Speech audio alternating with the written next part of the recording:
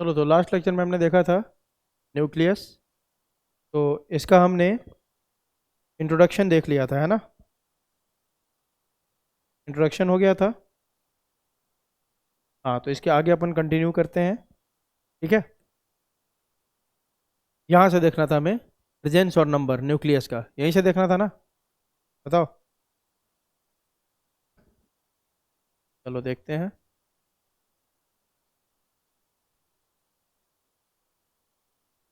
तो अगर बैक्टीरिया, अपन प्रोकैरियोट की बात करें और यूकैरियोट की बात करें, प्रोकैरियोट में न्यूक्लियस को क्या बोलते हैं अपन, ये बताओ।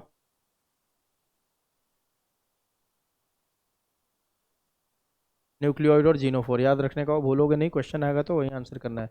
चलो देखो, generally eukaryotic cell contains at least one nucleus. मतलब अगर यूकैरियोटिक सेल की बात करें तो एटलीस्ट कितना न्यूक्लियस मिलेगा बेटा आपको? एक तो मिलेगा ही। ठीक है। एक न्यूक्लियस तो होता है, लेकिन कोई कोई सेल ऐसे होते हैं जिसमें न्यूक्लियस एक से ज़्यादा भी। ठीक है। और कुछ ऐसे भी सेल है जो मच्योर होने पे उनका न्यूक्लियस क्या हो जाता है, गायब हो जाता है। कोई एग्जांपल बता सकता है कौन सा हो? आरबीसी। हाँ। ठीक है। चलो देखते हैं।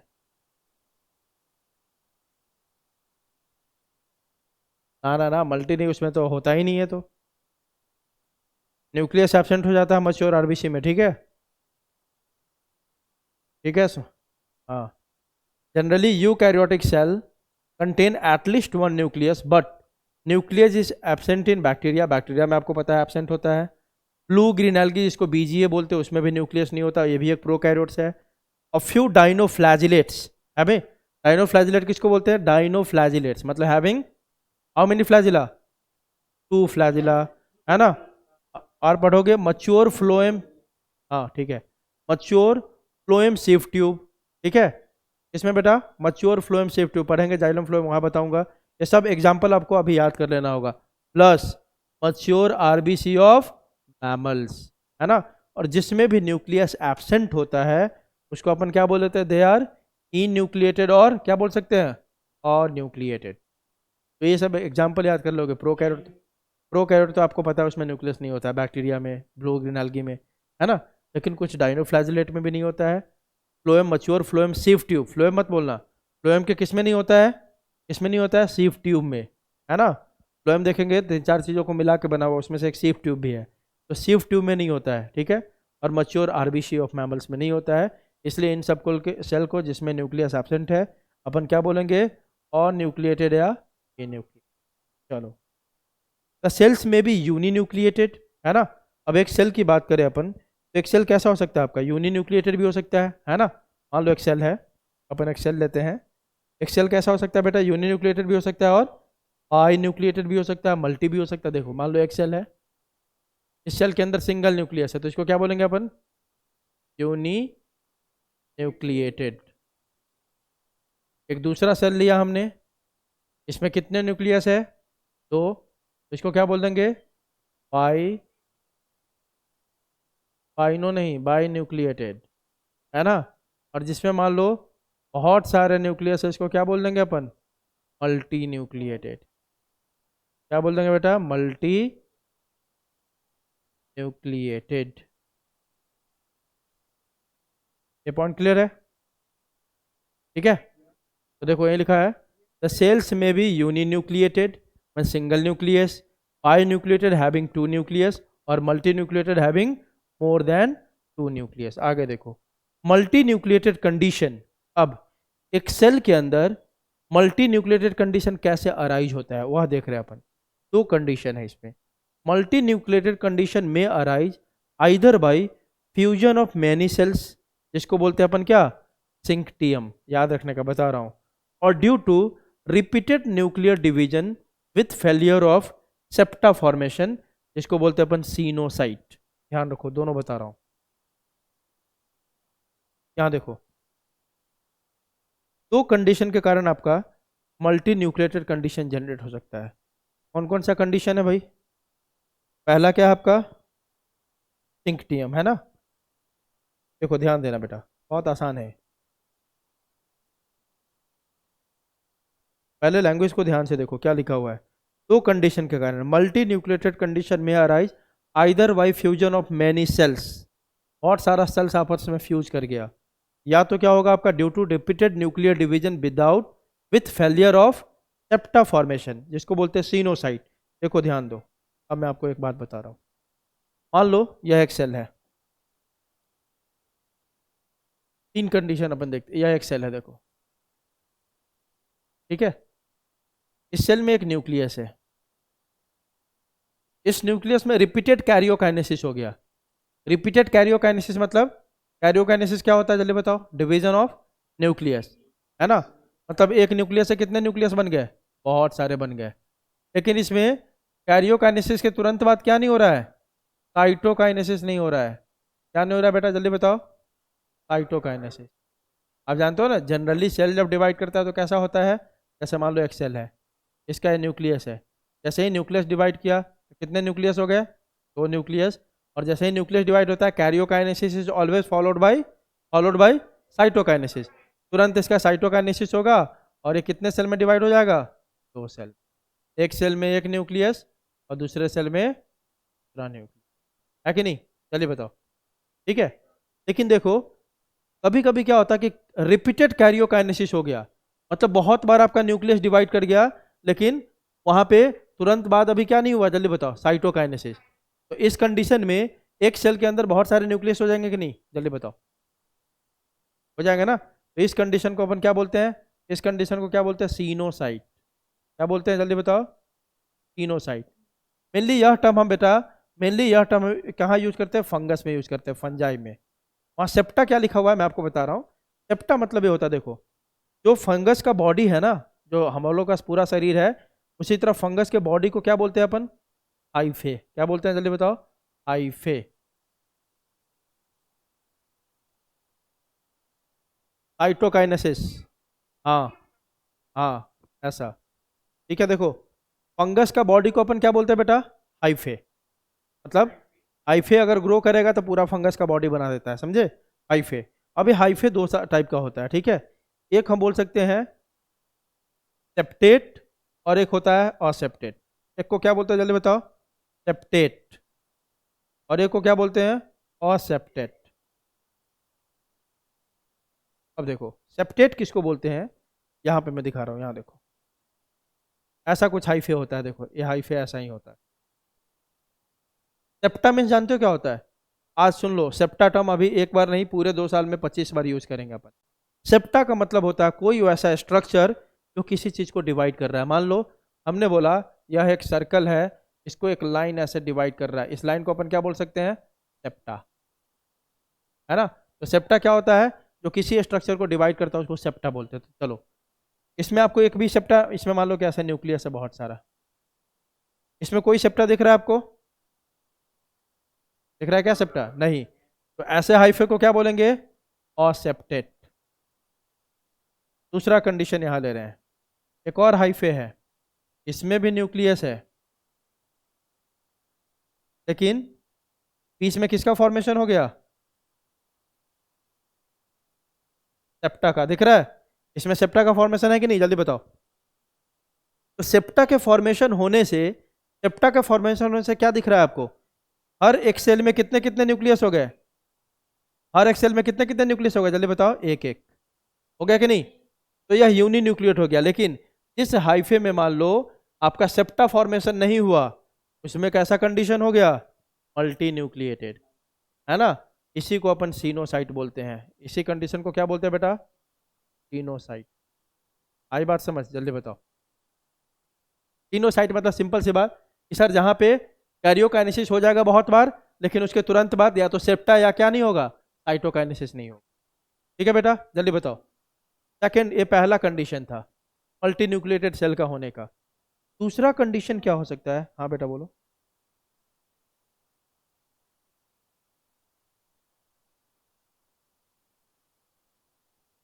ऐसा कुछ नहीं, नहीं नहीं, ऐसा कुछ नहीं होता, सेप्टा कहीं से भी हो सकता है, ठीक है। हाँ हाँ हाँ, चलो देखो, दूसरा कंडीशन क्या हो सकता है बेटा? मान लो एक सेल है, इसका न्यूक्लियस है, दूसरा सेल है, ये दो सेल है और बना लेते हैं कुछ और सेल, तीसरा सेल है, इसका न्यूक्लियस है, चौथा सेल है, इसका न्यूक्लियस है, और कुछ सेल ले लेते हैं। ये न्यूक्लियस इसका है, इसका है। चलो कितने सेल दिख रहे हैं टोटल? 6, है ना। ये सारे सेल मान लो आपस में क्या कर गया, फ्यूज कर गया। क्या हो गया बेटा? फ्यूज।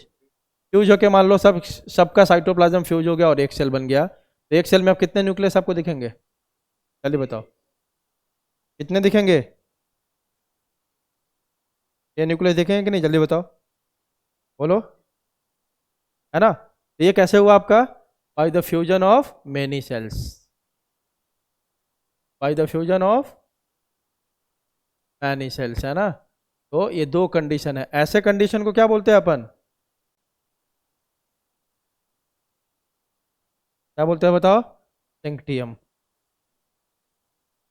फ्यूजन ऑफ बहुत सारे सेल से अगर एक सेल मल्टी न्यूक्लिएटेड हो रहा है तो इस सेल को क्या बोलेंगे? सिंक्टियम। सिंक्टियम मतलब सिंक, सिंक मतलब फ्यूज कर गया सारा सेल। और अगर सेप्टा फॉर्मेशन, अपन सेप्टा, एक चीज बताओ, न्यूक्लियस होता है क्या प्रोकैरियोट में? बोलो, है ना। तो सेप्टा फॉर्मेशन मेनली कहाँ देखने को मिलेगा आपको? यूकैरियोट में, ठीक हो। सेप्टा, अरे सिंपल सी बात है, सेप्टा किसी भी स्ट्रक्चर को बोल सकते हैं जो क्या करता है, किसी चीज को डिवाइड करता है, ठीक है। चलो, तो अगर फ्यूजन ऑफ सेल के कारण मल्टी न्यूक्लिएटेड कंडीशन हुआ है तो इसको बोलेंगे सिंक्टियम। अगर कैरियोकाइनेसिस बार बार हो गया लेकिन साइटोकाइनेसिस या सेप्टा फॉर्मेशन नहीं हुआ तब भी सेल आपका मल्टी न्यूक्लिएटेड हो जाता है, लेकिन उस सेल को क्या बोलेंगे? सीनोसाइट। बात समझ में आई? जल्दी बोलो।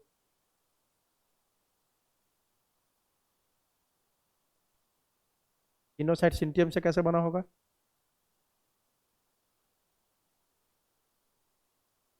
वहां पे सेप्टा नहीं बनता है। चलो हटो, आगे देखो। सिंटियम अलग हो गया, वो अलग हो गया, दोनों क्या है? मल्टी न्यूक्लिएटेड कंडीशन है। डिफरेंस है कि बनता कैसे है मल्टी न्यूक्लिएटेड। एक में कैसे बना? फ्यूजन ऑफ सेल से। एक में कैसे बना? रिपीटेड क्या हो गया? कैरियोकाइनेसिस। ठीक है, क्लियर है? जल्दी बताओ। ये बात सबको समझ में आई बेटा? एक में क्या हुआ? सिंपल सी बात है, एक में हो गया आपका रिपीटेड क्या? कैरियोकाइनेसिस। एक न्यूक्लियस था, यही डिवाइड कर गया और बहुत सारा क्या बना दिया इसके अंदर? न्यूक्लियस। इसको रिपीटेड क्या हो गया यहाँ पे? कैरियोकाइनेसिस। इससे जो बनता है उसको क्या बोलते हैं? रिपीटेड कैरियोकाइनेसिस से। इस सेल को क्या बोलेंगे? सिनोसाइटिक सेल, है ना। और जहाँ पे आपका फ्यूजन और बहुत सारे सेल से बनता है उसको क्या बोलेंगे? सेंक्टियम। आई बात समझ? बोलो। हाँ, चलो, dikaryotic paramecium and multi karyotic cells are also known. Dikaryotic मतलब कुछ सेल्स, पैरामीशियम को देखोगे ना आप तो डाइकैरियोटिक है। डाइकैरियोटिक मतलब क्या होता है? एक ही सेल के अंदर, है ना, कितने न्यूक्लियस? दो न्यूक्लियस। इसको क्या बोलेंगे? डाइकैरियन। आई बात समझ? जल्दी बताओ। Dikaryotic, di means two, karyotic means, karyon means nucleus. क्या किसी के अंदर बहुत सारा न्यूक्लियस भी मिल सकता है? चलो आगे देखते हैं। तो ये सब बात तो सिंपल है। द शेप ऑफ, अब किसकी बात कर रहे हैं अपन? न्यूक्लियस की शेप एंड पोजीशन की बात कर रहे हैं। The shape of nucleus varies with the type and function of the cell. जैसा अलग अलग सेल में अलग अलग शेप होता है न्यूक्लियस का, पहली बात। तो शेप की बात कर लिया, विद द टाइप, अलग अलग सेल में अलग अलग शेप के न्यूक्लियस। दूसरा, शेप किसके ऊपर डिपेंड करता है? और फंक्शन के ऊपर भी, किस सेल में क्या काम है उसके बेसिस पे भी डिसाइड होता है शेप ऑफ द क्या? न्यूक्लियस। क्लियर बेटा? The shape of the nucleus में भी डिस्क शेप, स्फेरिकल, ओवॉइड मतलब ओवल, है ना, बाइलोब्ड, बाइलोब्ड मतलब ऐसा न्यूक्लियस। तो क्या लगे उसमें? कितना लोब आपको दिख रहा है इसमें? लोब मतलब पार्ट, कितने पार्ट दिख रहे हैं? दो। तो ऐसे भी न्यूक्लियस देखने को मिलते हैं, बाइलोब्ड, ट्राइलोब्ड। ट्राइलोब्ड बोलेगा तो कितने लोब दिखाई देंगे न्यूक्लियस में? कितने? कहाँ कितने दिख रहे हैं आपको? तीन, है ना। तो न्यूक्लियस बाइलोब, ट्राइलोब भी हो सकता है, ठीक है। मल्टीलोब मतलब दो से ज़्यादा लोब हो। तो ये सारे शेप मिल सकते हैं। राउंड मतलब disc shape, spherical, ovoid oval shape, bilobed दो लोब हो सकता है, मल्टी लोब हो सकता है, किडनी शेप का हो सकता है। ये सब डिफरेंट शेप है nucleus. Position of the nucleus varies from cell to cell. Position भी क्या करता है? शेप की बात कर लिया पहले। इस शेप डिसाइड होता है किसके बेसिस पे? Type of cell and function of the cell, है ना। और कौन कौन से शेप आपको मिल सकते हैं। दूसरा आप देख रहे हैं पोजीशन। पोजीशन भी आपका वैरी करता है डिफरेंट सेल में। Position of the nucleus varies from cell to cell. जैसे आपने देखा था प्लांट सेल में न्यूक्लियस कहाँ प्रेजेंट होता है, साइड में, जबकि एनिमल सेल में कहाँ होता है, बीचों बीच, है ना। तो यही बता रहा है कि position of the nucleus varies from cell to cell but is mostly found in metabolically active regions. Mainly कहाँ मिलेगा, जहाँ पे बहुत ज़्यादा क्या चल रहा है, रिएक्शंस, ठीक है, metabolism. For example nucleus occupy central position in embryonic and glandular cells but it is peripheral in fat cell. देखो फैट सेल में ज़्यादा काम नहीं है तो ये कहाँ प्रेजेंट होगा, बाउंड्री की तरफ, है ना। लेकिन जिसमें एम्ब्रियो है, एम्ब्रियो से बच्चा बनता है, तो एम्ब्रियो में तो बहुत सारा मेटाबॉलिज्म चल रहा है ना, चल रहा है कि नहीं, जल्दी बताओ। ग्लैंडुलर सेल्स, ग्लैंडुलर सेल्स को हमेशा हार्मोन ये सब निकालना होता है, कुछ ना कुछ सिक्रेट करना होता है। तो जहाँ पे खूब काम चल रहा है वहाँ पे इसका पोजीशन बीच में होता है, जहाँ पे थोड़ा बहुत काम चल रहा है वहाँ पे इसका पोजीशन किधर है, पेरिफेरल। ठीक है बेटा, चलो अब देखते हैं स्ट्रक्चर ऑफ इंटरफेज न्यूक्लियस। आपको बता दिया था इंटरफेज न्यूक्लियस किसको बोलते हैं, याद है ना, बताया था ना। इसको बोलेंगे इंटरफेज न्यूक्लियस, जो डिवाइड नहीं कर रहा उस न्यूक्लियस को क्या बोलते हैं अपन, इंटरफेज न्यूक्लियस, है ना। ठीक है, तो इंटरफेज न्यूक्लियस मतलब nucleus of the cell when it is not not dividing. ठीक है, तो देखो क्या क्या मिलेगा आपको न्यूक्लियस के अंदर, न्यूक्लियर मेम्ब्रेन मिलेगा, पक्की बात है। न्यूक्लियस डबल मेम्ब्रेन बाउंड है कि सिंगल मेम्ब्रेन बाउंड है, जल्दी बताओ, डबल, वही बोल रहा है। इसमें आपको मिलेगा न्यूक्लियर मेम्ब्रेन, जिसको अपन कैरियोथीका भी बोल सकते हैं। Cairo means nucleus, theca means layer या मेम्ब्रेन, न्यूक्लियर मेम्ब्रेन या कैरियोथीका। दूसरा क्या आपका, न्यूक्लियर मैट्रिक्स, या इसको क्या बोलते हैं अपन, न्यूक्लियोप्लाज्म, या इसको क्या बोल सकते हैं, कैरियोलिम्फ, या क्या बोल सकते हैं, कैरियोप्लाज्म। सारे नाम है न्यूक्लियोप्लाज्म के। क्लियर है बेटा, चलिए बताओ। अगला आपका क्या मिलेगा, आपको याद है इंटरफेज न्यूक्लियस में जो क्रोमोजोम होता है उसको क्या बोलते हैं अपन, क्रोमैटिन। तो वही क्रोमैटिन नेट लिख दिया है क्योंकि ये नेट के फॉर्म में होता है, बहुत पतला पतला एकदम। तो क्रोमैटिन मिलेगा तीसरा आपको। और आप जानते हो न्यूक्लियस में ये एक बहुत इंपॉर्टेंट स्ट्रक्चर मिलता है जिसको क्या बोलते हैं, न्यूक्लियोलस, है ना। ये बहुत ज़्यादा इंपॉर्टेंट है क्योंकि जो बात करते हैं ना राइबोजोम, राइबोजोम, राइबोजोम को यही बनाता है कौन, न्यूक्लियोलस। तो न्यूक्लियोलस को अपन क्या क्या बोल सकते हैं, लिटिल न्यूक्लियस भी बोलते हैं, या इसको क्या बोलते हैं, ये पूछता है बार बार, राइबोजोम फैक्ट्री। राइबोजोम को क्या बोलते हैं अपन, प्रोटीन फैक्ट्री, है ना। और न्यूक्लियोलस को क्या बोलते हैं अपन, राइबोजोम फैक्ट्री। मतलब ये किसको बनाता होगा, मतलब न्यूक्लियोलस किसको बनाता है, राइबोजोम्स को, है ना। बोलोगे सर राइबोजोम्स को कैसे बनाता है, आपको याद होना चाहिए राइबोजोम किसको किसको मिला के बना हुआ, अगर याद हो तो बताओ। याद है सबको बेटा, मैंने बताया हुआ है राइबोजोम्स, अगर याद हो आपको तो मैंने आपको बताया था।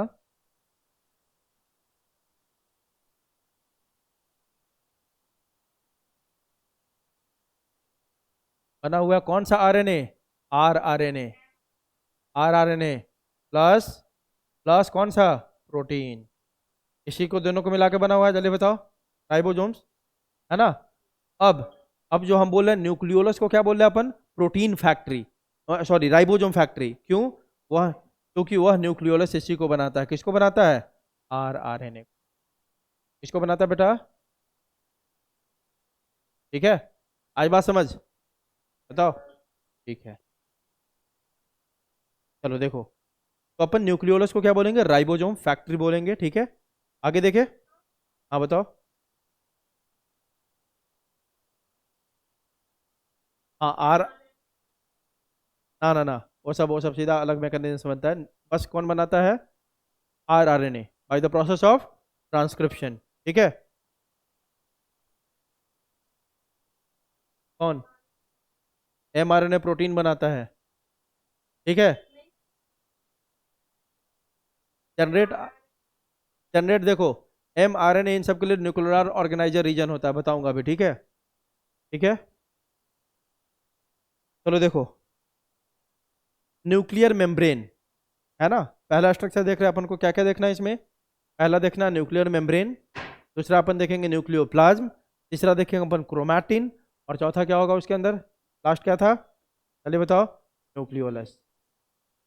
देखो, इलेक्ट्रॉन माइक्रोस्कोपी, मतलब जब हम इसको इलेक्ट्रॉन माइक्रोस्कोप में देखते हैं तो इलेक्ट्रॉन माइक्रोस्कोप के बाद ही जब उसमें देखा गया तो न्यूक्लियस का पूरा स्ट्रक्चर हमें पता चला कि न्यूक्लियस में क्या क्या होता है। Electron microscopy has revealed that the nuclear envelope which consist of two parallel membranes with a space between, है ना, जो स्पेस कितना होगा 10 से 50 नैनोमीटर का, call the perinuclear space. देखो मान लो एक दो पैरेलल मेम्ब्रेन होते हैं, एक आउटर मेम्ब्रेन होगा, अंदर वाला को क्या बोलेंगे, इनर मेम्ब्रेन, है ना, और दोनों के बीच में जो स्पेस है इस स्पेस को क्या बोलेंगे, पेरी न्यूक्लियर स्पेस। ठीक है, और पेरी न्यूक्लियर स्पेस का आपका क्या है, कितना है जगह खाली, 10 से 50 नैनोमीटर हो सकता है। ठीक है, call the perinuclear space, that is nuclear envelope is made up of two membranes with a space between them and that space is called perinuclear space. Clear है। अब जो दो मेम्ब्रेन है कौन कौन से है भाई, एक आउटर मेम्ब्रेन है, दूसरे कौन से है, इनर मेम्ब्रेन, है ना। The space between outer and inner membrane is called perinuclear space, पहले ही बता दिया। These membrane forms a barrier between the materials present inside the nucleus and that of the cytoplasm. सही बात है कि नहीं, ये मेम्ब्रेन बैरियर बना रहा है कि नहीं बना रहा है, इसके बीच में देखो यह ऐसा बैरियर है जो किससे अलग कर रहा है, न्यूक्लियस के मटेरियल को साइटोप्लाज्म से अलग कर रहा है कि नहीं, बताओ। तो देखो ना भाई, यह एक सेल है, इस सेल में न्यूक्लियस है, ठीक है। अब न्यूक्लियस के अंदर क्या क्या मिलेगा, क्या है, क्रोमैटिन, है ना। इसी में आपको क्या मिलेगा, एक छोटा सा स्ट्रक्चर क्या मिलेगा, क्या मिलेगा, न्यूक्लियोलस। अब न्यूक्लियोलस को ऐसे क्यों बनाया सर, क्योंकि न्यूक्लियोलस मेम्ब्रेन लेस होता है, पहले सुन लो, न्यूक्लियोलस कैसा होता है बेटा, मेम्ब्रेन लेस, मेम्ब्रेन नहीं होता है, इसलिए मैंने यहाँ मेम्ब्रेन नहीं दिखाया। ये न्यूक्लियोलस हो गया, क्रोमैटिन हो गया, और इसमें क्या क्या मिलेगा, इसका जो लिक्विड है उसको क्या बोलते हैं अपन, न्यूक्लियोप्लाज्म, है ना। ये सब है ना न्यूक्लियस में भाई, है ना। ये क्या है, ये सब साइटोप्लाज्म से मिक्स है क्या, मिक्स है क्या, या अलग है, नहीं मिक्स है। तो कैसे मिक्स नहीं है, इसको कौन बैरियर प्रोवाइड कर रहा है, कौन इसको साइटोप्लाज्म से अलग कर रहा है, न्यूक्लियर मेम्ब्रेन, है कि नहीं, जल्दी बताओ, बोलो। तो ये देखो, ये बाहर में मान लो साइटोप्लाज्म है आपका, बाहर में साइटोप्लाज्म है, तो यही तो लिख रहा है कि दीज न्यूक्लियर मेम्ब्रेन, मतलब आउटर और inner membrane is forming a barrier between the content of nucleus and cytoplasm. दोनों के बीच का बैरियर कौन है, यही दोनों मेम्ब्रेन है कि नहीं, जल्दी बताओ, बोलो। This is your cytoplasm, this is nucleolus, this is nucleoplasm, ठीक है, एंड दिस इज क्रोमैटिन। आई बात समझ, बताओ।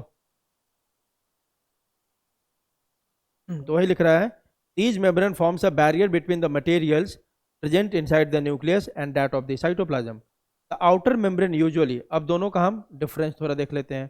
The outer membrane usually remains continuous, continuous का मतलब समझना है हमें, usually remains continuous with the endoplasmic reticulum and also bears ribosomes on it, है ना।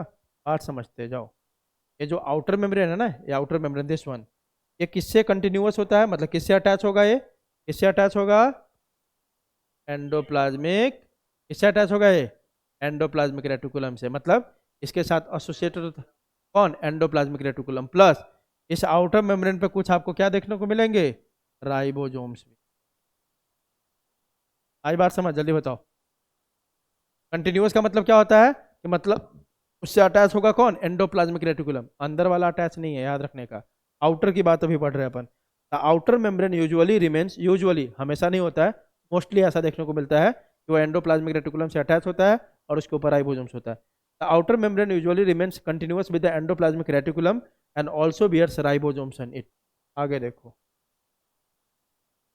Eight a number of places the nuclear envelope is interrupted by minute pores called nuclear pores, या इसको octagonal, क्योंकि पोर का शेप कैसा होगा, octagon shape का होगा, है ना। ऑक्टागोन समझते हो ना, इसके 8 साइड हो तो क्या बोलते हैं, ऑक्टागोन, ठीक है।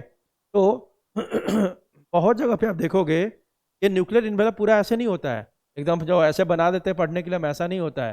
ये बीच बीच में देखो ऐसा होगा कुछ, मान लो आउटर बना रहे हैं, इनर बना रहे हैं, ऐसे होगा, ऐसा, फिर ऐसा, फिर आगे दिख रहा है बेटा? जल्दी बताओ।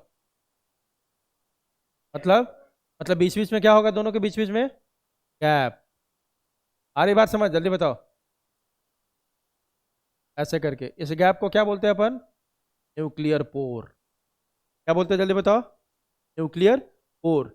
या इसको ये ऑक्टागोन शेप का पोर होगा। ये सब पोर जो भी आपको दिख रहा है, क्या है आपका, कौन सा पोर है? न्यूक्लियर। आई बात समझ? देखो, at number of places the nuclear envelope is interrupted, मतलब बीच में एक छोटा छोटा बहुत माइन्यूट पोर होता है, बहुत इतना दिखा दिया, बहुत छोटा पतला एकदम छोटा सा पोर होता है। उस पोर को क्या बोलेंगे? Nuclear pore, which are formed by the fusion of its two membrane. ये पोर कौन बना रहा है देखो तो, इसी यही दोनों मेम्ब्रेन फ्यूज कर करके पोर बना रहा है कि नहीं? जल्दी बताओ, बोलो। तो पूछेगा न्यूक्लियर पोर कौन बनाता है? आउटर और इनर मेम्ब्रेन ही आपस में क्या होता है, जैसे ये दोनों मेम्ब्रेन है, दोनों फ्यूज कर करके बीच बीच में एक गैप बनाते जाता है, उस गैप को क्या बोलते हैं? न्यूक्लियर पोर। क्लियर है बेटा? जल्दी बताओ, आगे देखो। अबे न्यूक्लियर पोर क्या करेगा, आपको मैंने बताया था, याद करो, एक एग्जांपल के लिए समझाने को बोल रहा हूँ कि आपको इससे समझ में आएगा कि न्यूक्लियर पोर का काम क्या है। जो भी मटेरियल साइटोप्लाज्म से कहाँ जाना होगा, कहाँ? न्यूक्लियस में। सॉरी, साइटोप्लाज्म, हाँ, साइटोप्लाज्म से न्यूक्लियस में। और जो भी मटेरियल न्यूक्लियस से साइटोप्लाज्म में जाना होगा या साइटोप्लाज्म से न्यूक्लियस में, वो सब किस होके आएगा जाएगा? इसी पोर होते हुए। आई बात समझ? जल्दी बताओ, बोलो। मान लो सेल है आपका,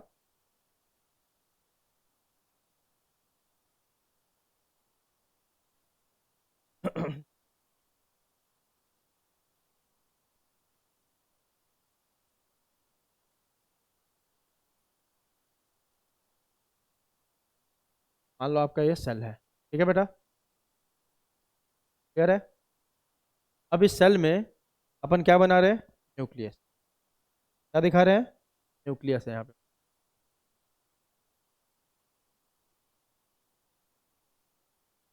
न्यूक्लियस है। न्यूक्लियस सिंगल मेम्ब्रेन बना के डबल मेम्ब्रेन बनाते हैं, जल्दी बताओ। डबल मेम्ब्रेन, ठीक है। आउटर मेम्ब्रेन को अपन दूसरे कलर से दिखा लेते हैं। चलो, दिख रहा सबको? बोलो। चलो, तो हमने बोला कि इस बीच बीच में क्या है यहाँ पे? पोर्स प्रेजेंट है, ठीक है। तो पोर्स को अपन ऐसे करके दिखा देते हैं, देखो। बीच बीच में क्या प्रेजेंट है बेटा? पोर्स, ठीक है। तो एक यहाँ पे दिखा दिया हमने, एक मिनट।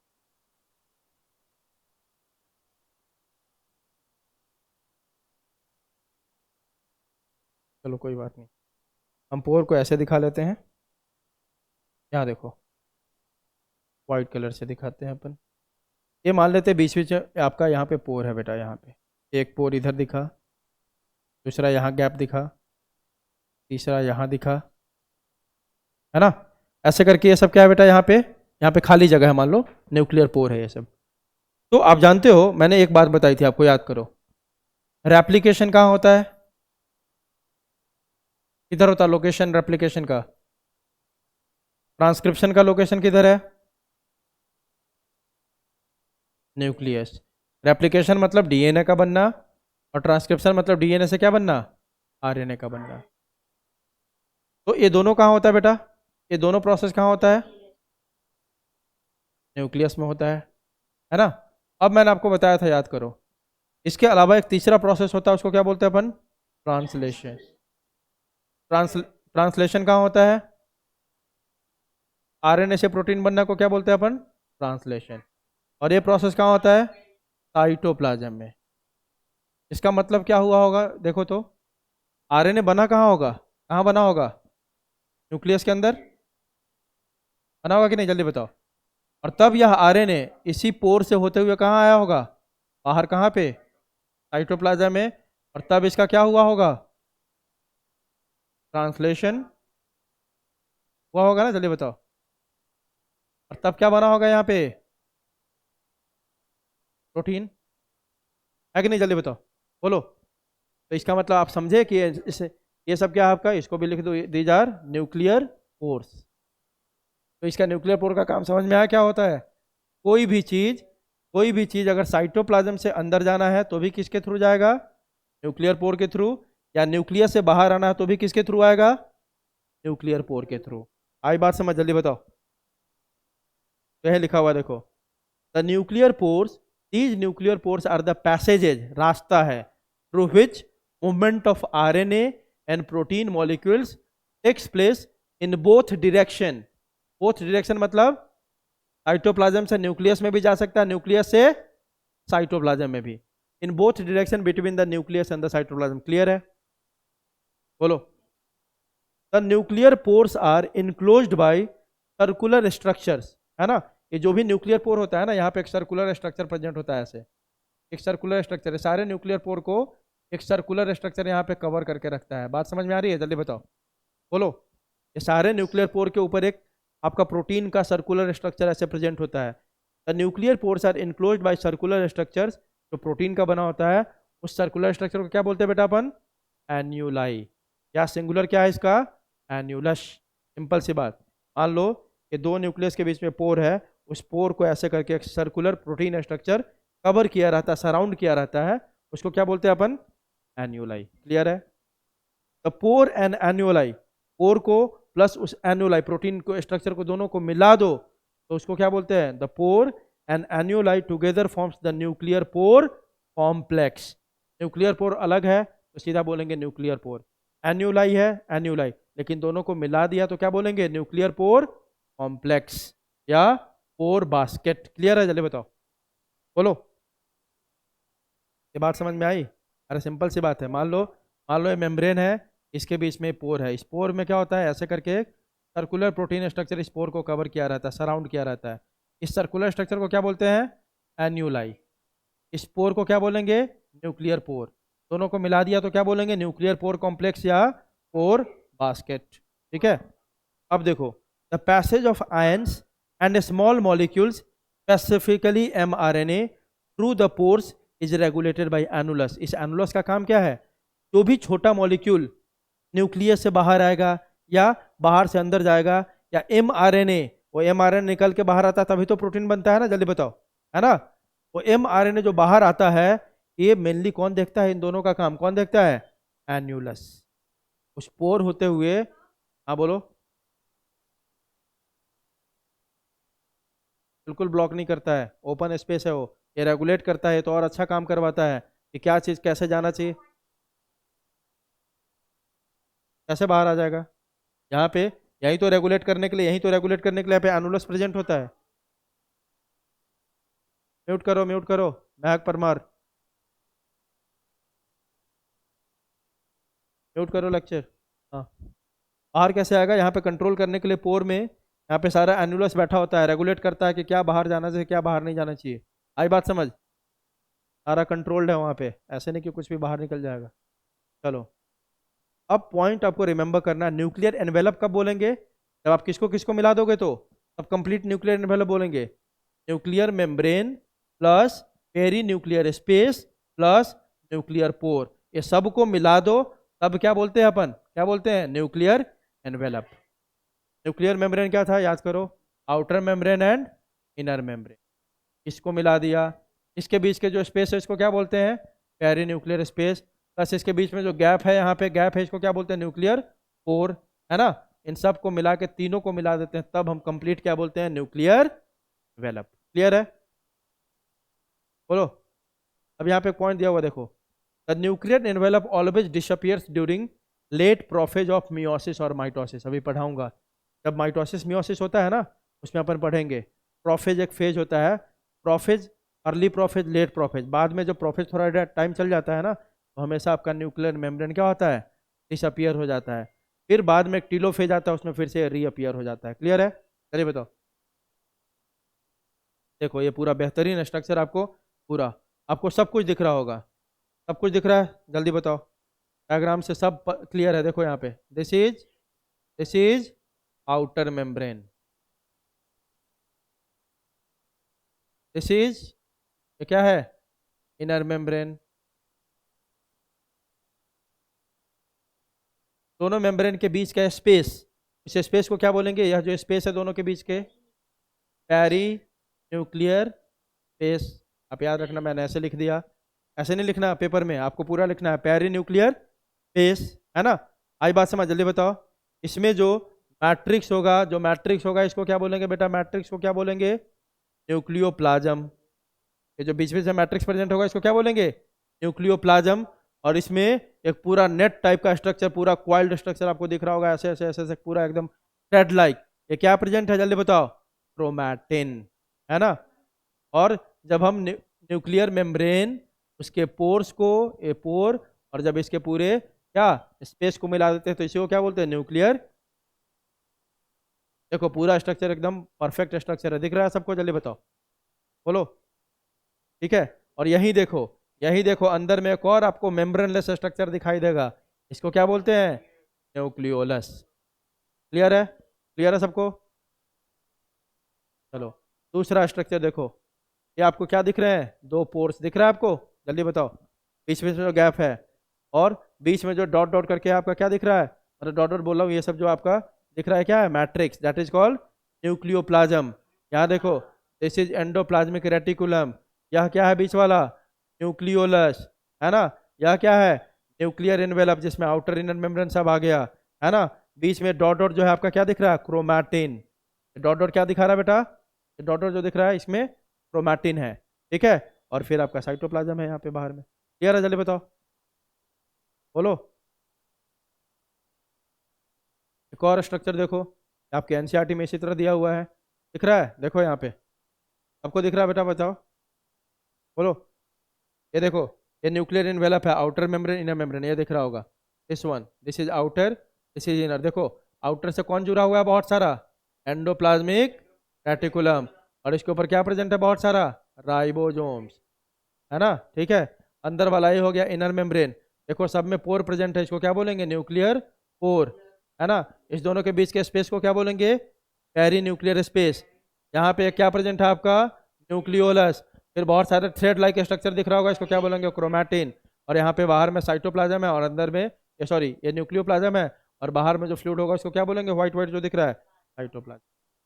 क्लियर है? तो सेकंड हमने देख लिया न्यूक्लियर मेम्ब्रेन या न्यूक्लियर एनवेलप। तीन ही चीज देखा, एक आउटर मेम्ब्रेन है, एक इनर मेम्ब्रेन है, दोनों के बीच में स्पेस है, उसको बोलेंगे पेरी न्यूक्लियर स्पेस।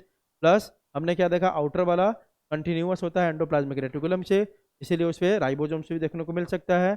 और फिर क्या देखा हमने? सारे जो आपके आउटर और इनर मेम्ब्रेन कंटिन्यूअस नहीं होते, बीच में पोर होते हैं, उसको बोलते हैं न्यूक्लियर पोर।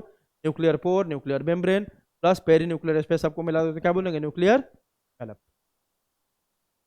अब सेकंड क्या आपका? न्यूक्लियोप्लाज्म, और क्या बोलते हैं उसको? कैरियोलिम। ये सबको पता है कि न्यूक्लियस में जो फ्लूइड प्रेजेंट होता है, मैट्रिक्स प्रेजेंट होता है, उसको क्या बोलते हैं अपन? न्यूक्लियोप्लाज्म। न्यूक्लियोप्लाज्म और nuclear SAP is a ground substance of, ground substance मतलब उसमें पूरा बीचों बीच प्रेजेंट होता है, पूरा आपका जो ग्राउंड मतलब क्या होता है? ये पूरा जो कवर किया होगा इसमें जो मैट्रिक्स होगा, इसको क्या बोलेंगे? न्यूक्लियोप्लाज्म।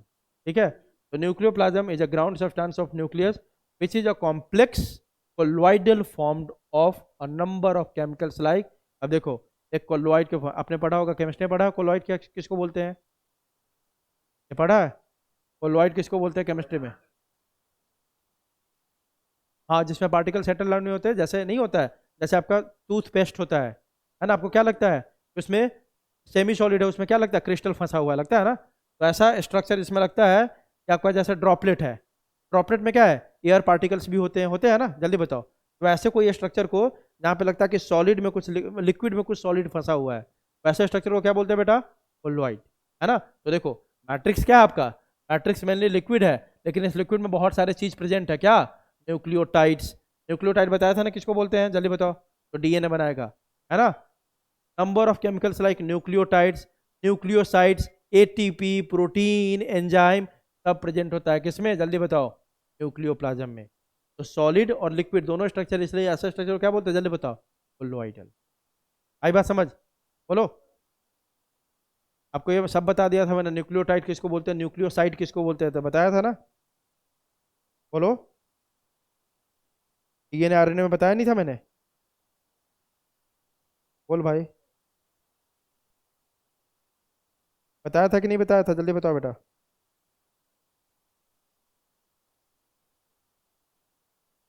कौन बात कर रहा है? म्यूट करो जो भी है। ठीक है बेटा, न्यूक्लियोटाइड पहले बताओ ओए, जो भी है, करीना, तानिया, कशिश, मोहित। मोहित तो उस बैच का, हाँ मोहित। बताया नहीं था मैंने, डीएनए, न्यूक्लियोटाइड, न्यूक्लियो सब बताया हुआ है मैंने, ठीक है। चलो देखो, chromatin and nucleolus are components of nucleoplasm. इन सब के अलावा उसी न्यूक्लियोप्लाज्म में दो चीज और आपको मिलेगा क्या? इसी में क्या मिलता है? क्रोमैटिन और न्यूक्लियोलस, है कि नहीं? जल्दी बताओ। तो अभी पहले देखेंगे क्रोमैटिन के बारे में, फिर किसके बारे में देखेंगे अपन? न्यूक्लियोलस के बारे में, ठीक है। इंटरफेज न्यूक्लियस बताया था। इंटरफेज न्यूक्लियस मतलब जो न्यूक्लियस डिवाइड नहीं कर रहा है, तो बताया था ना कि जो न्यूक्लियस डिवाइड नहीं करता उसमें पूरा थिन एकदम पतला रहेगा, दिखाई ही नहीं देगा आपको, तो उसको हम क्रोमोजोम नहीं बोलते हैं, क्या बोलते हैं उसको? क्रोमैटिन।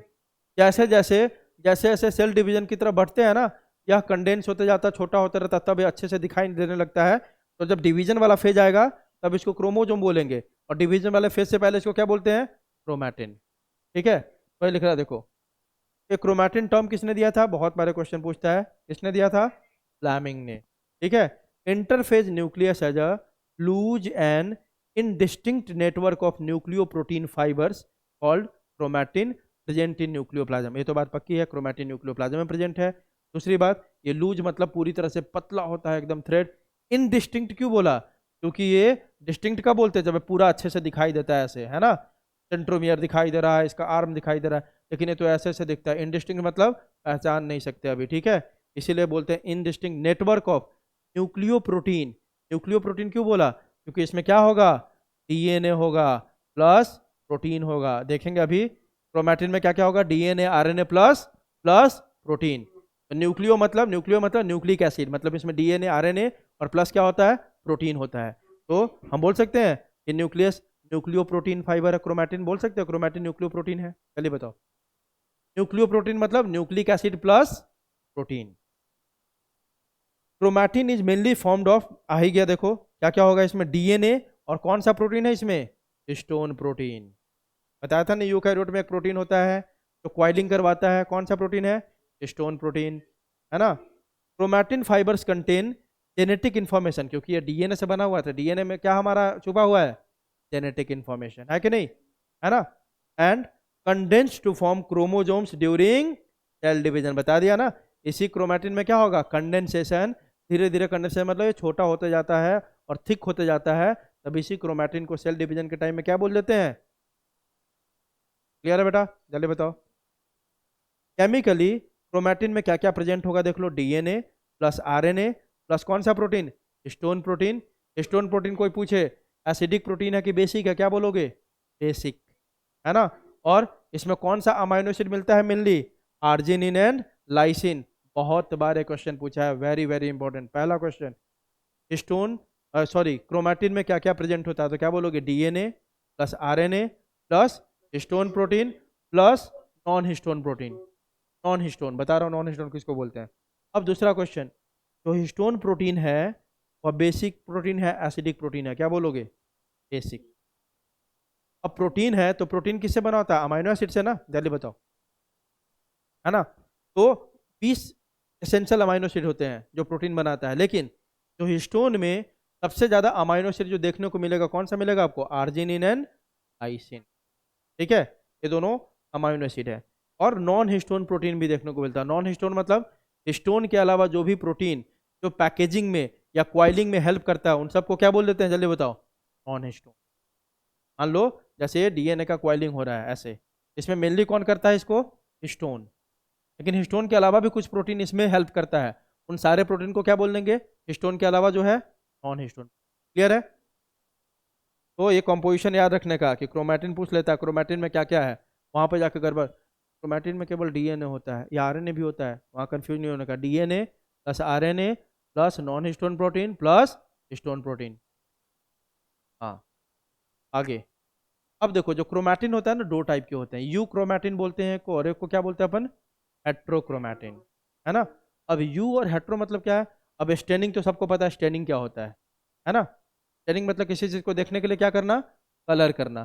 ठीक है, तो देखो this is lightly stained and diffused loose part of chromatin which is transcriptionally और जेनेटिकली मोर एक्टिव। याद रखने का क्वेश्चन पूछेगा, दो पार्ट होते हैं, जैसे क्रोमैटिन होगा ना, पूरा क्रोमैटिन में दो पार्ट होगा, कुछ पार्ट लूज होगा आपका। लूज मतलब कि वहाँ पे आपका, अभी बताया था ना आपको कि कैसे बना होता है डीएनए, ATGC, याद है सब, बोलो, है ना। तो यहाँ पे जो होगा ना न्यूक्लियोटाइड उतना ज़्यादा टाइटली पैक नहीं होगा, लूज होगा, कहीं पे बहुत ज़्यादा कॉन्सेंट्रेशन होगा एकदम। तो बात समझो क्या बोल रहा हूँ मैं। दिस इज लाइटली स्टेन्ड, मतलब जब हम स्टेनिंग करते हैं ना तो ये दो पार्ट होगा इसमें। एक मान लो कि ये वाला पार्ट बोल रहे हैं यूक्रोमैटिन है, कौन सा पार्ट है बेटा है, यूक्रोमैटिन। और इधर वाला पार्ट ले लेते हैं, कौन सा पार्ट है जल्दी बताओ, हेट्रोक्रोमैटिन।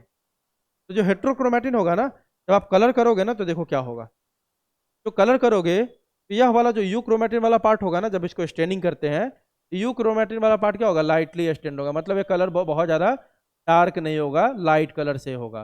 लेकिन जैसे ही जहाँ पे कौन सा पार्ट होगा जल्दी बताओ, हेट्रोक्रोमैटिन वाला पार्ट, वह क्या होगा, पूरा डार्क स्टेन होगा। इसी से पता चलता है कि पूरा डार्क ऐसा कलर इसमें चढ़ जाता है। तो जहाँ पे पूरा डार्क स्टेन आ जाता है समझ जाते हो कौन सा पार्ट है, हेट्रोक्रोमैटिन। और जहाँ पे लाइट आता है उसको समझ जाते हो कौन सा पार्ट है, यूक्रोमैटिन, है ना। याद यही रखना है कि ये लाइटली स्टेंड होता है, हेट्रोक्रोमैटिन कैसा स्टेंड होता है बेटा, डार्कली स्टेंड। दूसरा क्या रखना, जो मेन पॉइंट है, जो मेन हम बोलते हैं ना कि आपका मेन जो हम बोलते हैं ना कि ट्रांसक्रिप्शन किसका होगा, ठीक है, बात समझ में आ रही है। ट्रांसक्रिप्शन मेनली किस वाले का होता है, यूक्रोमैटिन का। बात समझ में आई, मतलब ये पूरा अभी जैसे आप बताऊंगा बाद में, ये डीएनए है, बोलोगे सर डीएनए का ट्रांसक्रिप्शन होता है, बिल्कुल डीएनए से क्या बनता है जल्दी बताओ, आरएनए, इसी को तो बोलते हैं ट्रांसक्रिप्शन। अब क्या डीएनए का पूरा पार्ट सर ट्रांसक्राइब हो जाता है, नहीं, कुछ पार्ट होता है कुछ पार्ट नहीं होता है, ये सब बाद में सीखना है आपको। बस इतना समझो, क्रोमैटिन दो पार्ट होता है, यूक्रोमैटिन हेट्रोक्रोमैटिन। कौन सा पार्ट आपका आरएनए बनाएगा, कौन सा पार्ट, यूक्रोमैटिन वाला। आई बात समझ, जल्दी बताओ। कोई पूछे कि क्रोमैटिन का कौन सा रीजन ट्रांसक्रिप्शनली ज्यादा एक्टिव है, ट्रांसक्रिप्शनली मतलब जो प्रोटीन बनाएगा एक्टिवली, कौन सा पार्ट होगा, यूक्रोमैटिन।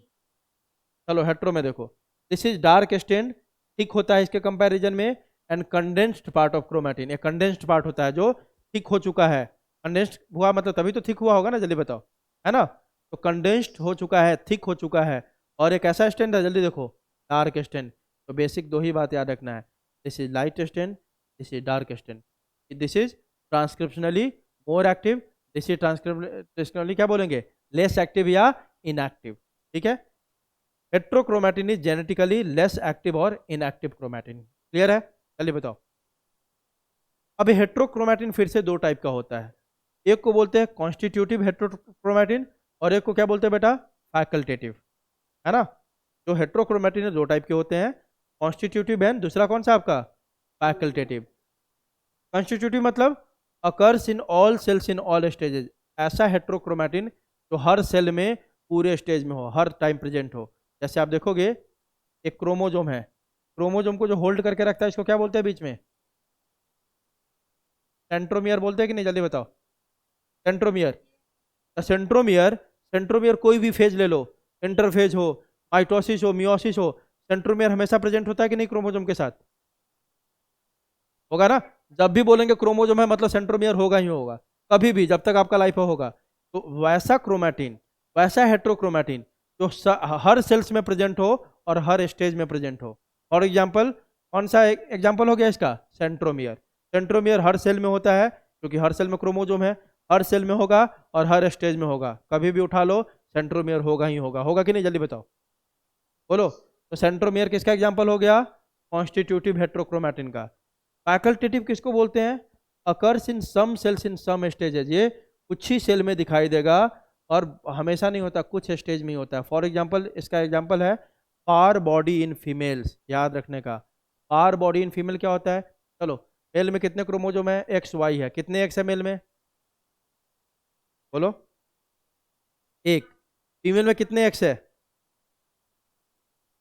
कितने हैं, दो है ना, ठीक है, दो है ना, जल्दी बताओ। तो देखो बार बॉडी किसको बोलते हैं, देखो बार बॉडी किसको बोलते हैं, इसीलिए मैंने बोला बार बॉडी किसको बोलेंगे, जो कुछ सेल में प्रेजेंट हो कुछ स्टेज में। तो देखो ना, ह्यूमन की बात करें, ह्यूमन की बात करें तो उसमें क्या 2 एक्स क्रोमोजोम प्रेजेंट होता है क्या?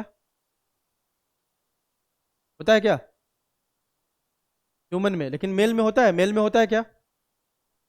नहीं होता है।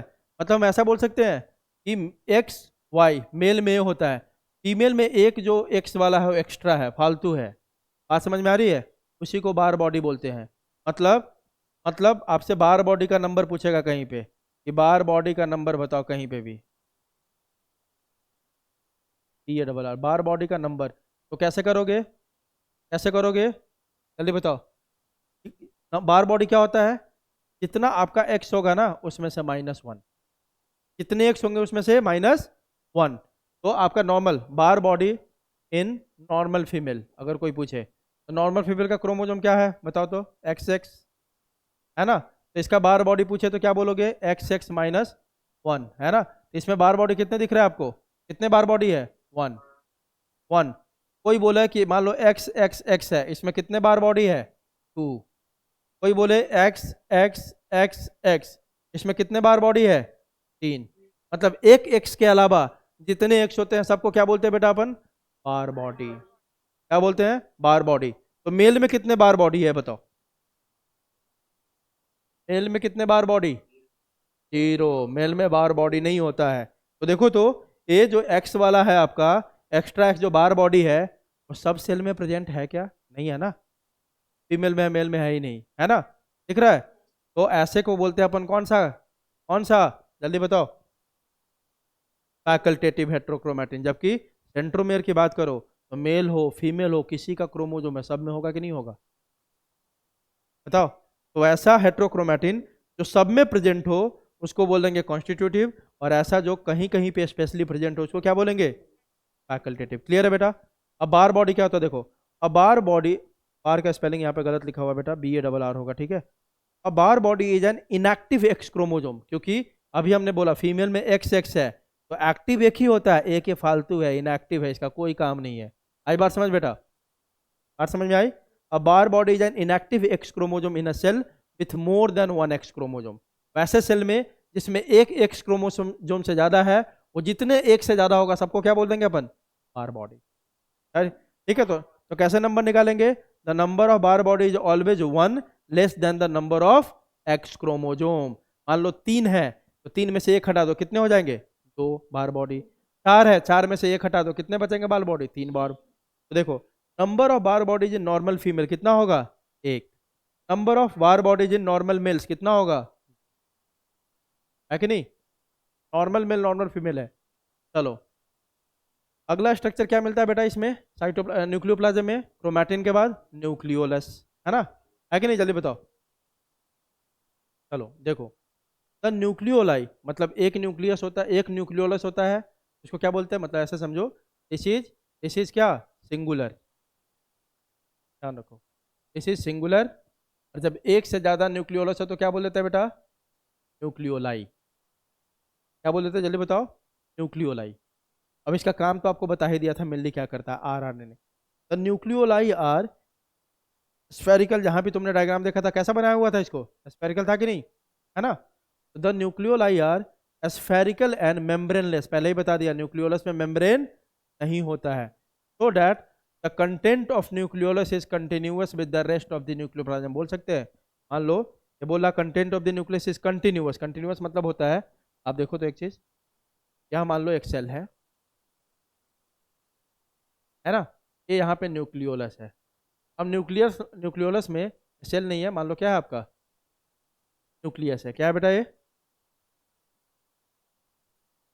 अब देखो न्यूक्लियोलस का तो कोई मेम्ब्रेन है ही नहीं, तो इसका जो भी कंटेंट होगा यह न्यूक्लियोप्लाज्म के साथ कंटिन्यूअस होगा कि नहीं? कंटिन्यूअस मतलब इसी के साथ मिक्स होगा कि नहीं? होगा कि नहीं बेटा? ठीक है, ठीक है। तो यही बात वहां पे बोल रहा है कि the content of nucleolus is continuous with the rest of the nucleoplasm. It is a site for active ribosomal RNA synthesis. RNA को क्या बोलते हैं? Ribosomal RNA। R for ribosomal. आई बात समझ? चलिए बताओ क्यों? क्योंकि यही RNA राइबोजोम बनाएगा। बताया था ना, राइबोजोम इज इक्वल टू क्या लिखा था हमने? राइबोजोम इज इक्वल टू क्या लिखा था अभी? RNA plus protein. तो क्योंकि यही RNA राइबोजोम बनाता है, इसीलिए इसको बोलते हैं राइबोजोमल RNA। क्लियर है बेटा? क्लियर है? अब देखो, nucleolus usually attach to chromatin और chromosomes at a specific site called nucleolar organiser region, NOR बोलते हैं, या इसको सेकेंडरी कॉन्स्ट्रिक्शन 1 बोलते हैं। याद रखना, ये जो न्यूक्लियोलस है ना, यह क्रोमैटिन से अटैच होता है। कहाँ अटैच होता है? एक स्पेशल जगह पे, जहाँ पे अटैच, मान लो ये क्रोमैटिन है, ये क्रोमैटिन है, ये क्रोमैटिन पे यहाँ पे आके, मान लो दिखाई दे रहा है सबको बेटा, ये क्रोमैटिन है पूरा, ये पूरा क्या है आपका क्रोमैटिन। क्रोमैटिन के एक स्पेशल जगह पे यहाँ पे आके अटैच हुआ, कौन? न्यूक्लियोलस, यहाँ पे। तो इस रीजन को क्या बोलेंगे अपन? न्यूक्लियोलार ऑर्गेनाइजर रीजन, या NOR, या सेकेंडरी कॉन्स्ट्रिक्शन 1। क्लियर है? जल्दी बताओ, बोलो। बात समझ में आई? बात समझ में आई सबको? अब आगे देखो, nucleolus is called ribosome factory of cell. Nucleolus को क्या बोलते हैं बेटा? Ribosome factory. Larger and more numerous nucleoli are present in cells actively carrying out protein synthesis। जो सेल बहुत ज़्यादा प्रोटीन बना रहा होगा, जो सेल बहुत ज़्यादा प्रोटीन बना रहा होगा, उसको ज़्यादा क्या बनाना होगा? जल्दी बताओ, राइबोसोम्स। और जो राइबोसोम ज़्यादा बना रहा होगा, उसको ज़्यादा क्या रखना होगा? न्यूक्लियोलाई, है ना? तो वही बोल रहा है कि जिस सेल में ज़्यादा प्रोटीन बन रहा होगा, उसमें जो न्यूक्लियोलस होगा, उसका साइज लार्ज होगा, और उसका नंबर भी क्या होगा? न्यूमरस, मतलब ज़्यादा होगा। क्लियर होगा बेटा? क्लियर है? हाँ, चलो, तो इस तरह से आपका न्यूक्लियस खत्म हो गया। देखो, हमने चारों चीज़ कवर किया। न्यूक्लियर मेम्ब्रेन देखा शुरू में, फिर हमने क्या देखा बेटा? न्यूक्लियोप्लाज्म भी देख लिया। और न्यूक्लियोप्लाज्म के अंदर दो चीज प्रेजेंट होता है, क्रोमैटिन और न्यूक्लियोलस, इन दोनों को भी देख लिया। क्लियर है? अब लास्ट टॉपिक इस चैप्टर का है आपका क्या? क्रोमोजोम। ठीक है बेटा? यह इस चैप्टर का लास्ट टॉपिक है आपका क्रोमोजोम्स। तो जनरल इंट्रोडक्शन तो आज देख ही लेते हैं, एक लेक्चर और है आपका, उस दिन इसको खत्म कर लेंगे। ठीक है? क्लियर है? उसके बाद तो आपका ब्रेक है ना? कितने दिन का ब्रेक मिल रहा है? सब बहुत खुश होगा। कितने दिन का ब्रेक है?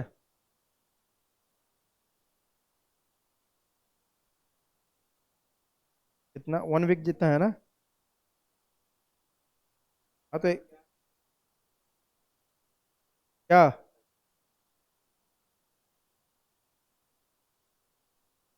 क्या हो रहा है नहीं पता?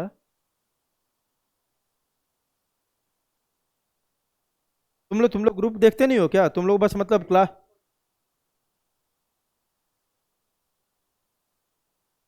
तो अंग्रेजी बहुत वीक है तुम्हारी तब तो। देखो क्या है मैसेज, मैसेज यह है, फेज फेज वन आपका फेज वन आपका खत्म हो रहा है। फेज टू देखो क्या है, we are happy to announce you that phase one, है ना, of class 11 will be completed by 3rd of July। 3rd July को लास्ट लेक्चर होगा आपका, मतलब है ना। We will start phase two from 12th, मतलब 4th July से लेकर 11th July तक आपका क्या है? ऑफ है, क्लासेस नहीं होंगे। ठीक है? क्लियर है? ठीक है। लेकिन उस बीच में जो आपको छुट्टी मिल रहा है 4 से लेकर 11 तक, उसमें 3 टेस्ट होंगे। एक 6 को होगा, एक 8 को होगा, और एक कब होगा आपका? 10 को। ठीक है? उसके बाद आपका 12 जुलाई से जब क्लासेस होंगे, तो वीक में कितने दिन होंगे? 5 दिन। ठीक है? यही तो लिखा हुआ है। ठीक है? बोलो क्या? जैसे अभी हो रहा है। हाँ, ऐप में। नहीं, तीनों सब्जेक्ट जैसे अभी हो रहा है आपका। ठीक है? ऐप में ही होगा। इंडिविजुअल ऑफ इस सब्जेक्ट मतलब फिजिक्स का होगा, केमिस्ट्री का, मतलब इंडिविजुअल मतलब क्या, तीनों टेस्ट हो गए ना वो। और तो टेस्ट इंडिविजुअल ही है, लेकिन साथ में होगा तीनों का। ठीक है? हाँ। ऑफलाइन कैसे होगा बेटा? ऑफलाइन अभी स्कूल में आना अलाउड है, ये बताओ तो? ऑनलाइन ही होगा, ऐप पे ही होगा। ठीक है? हाँ, आपका यही हुआ है चैप्टर, तो और क्या होगा, है ना? ठीक है? बिल्कुल, पूरा नोट्स देखना है और पूरा NCERT। क्या? फुल चैप्टर अब तो हो गया, पूरा चैप्टर तो पूरा ही आ गया ना अब। ठीक है? हाँ, चलो देखते हैं इसका जनरल इंट्रोडक्शन अपन। At the time of cell division, the chromatin material get condense to form chromosomes. पहले ही बता दिया, इस सेल डिवीजन से पहले उसको क्या बोलेंगे? क्रोमैटिन। और जब सेल डिवीजन शुरू हो जाएगा, तब इसको क्या बोलेंगे अपन? क्रोमोजोम। ठीक है? 10 क्रोमोजोम बोल सकते हैं। 10 chromosome is highly condensed form of chromatin, बोल सकते हैं कि नहीं? क्रोमैटिन ही जब पूरी तरह से कंडेंस हो जाता है, तो उसी को क्या बोलते हैं अपन? क्रोमोजोम। पहले ही बता दिया था आपको, chromosomes are not visible during interphase, बहुत पतला होता है तो दिखाई नहीं देता है ना। But during different stages of cell division cell show structured chromosomes in place of nucleus, है ना। ये बाद में समझोगे, जैसे जैसे सेल डिवीजन आगे बढ़ता है ना, धीरे धीरे आपको यह क्रोमोजोम दिखाई देने लगता है न्यूक्लियस वाले जगह पे। क्लियर है? चलिए बताओ।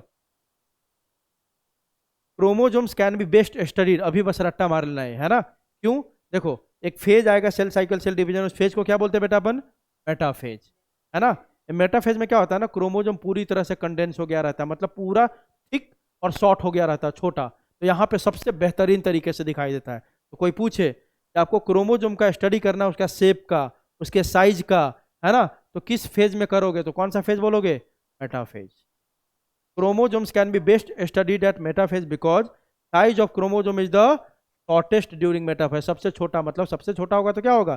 सबसे थिक भी तो हो गया होगा ना, और सबसे थिक हो गया तो बेहतरीन तरीके से दिखाई देगा। क्लियर है? Each chromosome visible only in dividing cell, केवल डिवाइडिंग सेल में क्रोमोजोम दिखाई देता है, क्योंकि नॉन डिवाइडिंग वाले सेल में क्या बोलते हैं उसको? क्रोमैटिन। वो बहुत पतला होता है, दिखाई नहीं देता है। Each chromosome essentially has a primary constriction, उसी को किसको बोलते हैं? सेंट्रोमियर को। दूसरा नाम क्या है जल्दी बताओ? Primary constriction. याद, बात समझ में आ रही है? सेंट्रोमियर को क्या बोलते हैं? Primary constriction. और the centromere on the sides of which disc shape structure और protein called kinetochores are present. Centromere holds two chromatids of a chromosome. बस यहीं पे खत्म करेंगे। देखो क्या बोला ये बात, सबको पता है? आपको क्रोमोजोम का स्ट्रक्चर सबने देखा है? ये देखो, इसी को क्या बोलते हैं अपन? प्राइमरी कॉन्स्ट्रिक्शन, या क्या बोलेंगे? सेंट्रोमियर। सेंट्रोमियर, ठीक है। अब देखो, इसको क्या बोलते हैं? क्रोमोजोम का यह जो बना है क्या है? This is called arm of chromosome, या क्रोमैटिड बोलते हैं। क्या बोलते हैं? आर्म। अब देखो, इस सेंट्रोमियर में ना, इस सेंट्रोमियर में दो डिस्क लाइक प्रोटीन प्रेजेंट होता है। क्या प्रेजेंट होता है? दो डिस्क लाइक प्रोटीन इसके साइड में होता है, यहाँ पे एक इधर और एक इधर। इस डिस्क लाइक प्रोटीन को क्या बोलते हैं? जो साइड में होता है सेंट्रोमियर के, क्या बोलते हैं? काइनेटोकोर। क्या बोलते हैं? काइनेटो। चलो, इसके आगे, इसके आगे की कहानी कब देखेंगे अपन? अगले लेक्चर में, सैटरडे को। ठीक है बेटा? चलो ठीक है, चलो लेक्चर एंड कर रहे हैं अपन। ठीक है, bye bye. Bye bye, welcome. Welcome बेटा, बाय बाय। Bye bye.